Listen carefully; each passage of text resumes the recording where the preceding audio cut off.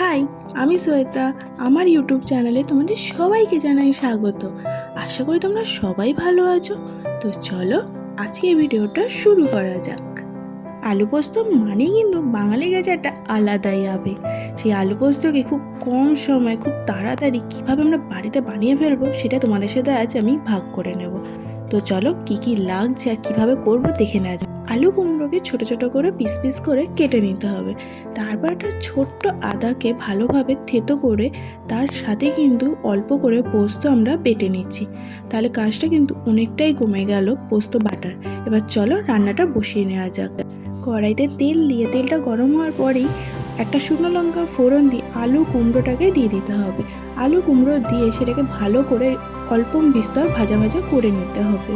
এবার উপর থেকে নুন এবং লঙ্কা গুঁড়ো দিয়ে যে পেস্টটা আমরা করে রেখেছিলাম পোস্ত আর আদা সেটা দিয়ে দিতে হবে।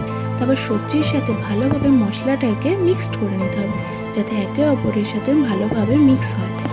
সবজিটা ভালোভাবে মশলার সাথে মিক্স হয়ে যাওয়ার পর এতে পরিমাণ মতন জল দিয়ে ফুটতে দিতে হবে।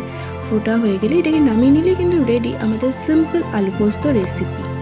গরমকাল হোক বা শীতকাল, ভাতের সাথে কিন্তু আলু পোস্ত বাঙালির কাছে এখনও একটা আবেগ। আশা করি সহজ আলু পোস্ত রেসিপিটা তোমাদের ভালো লেগেছে।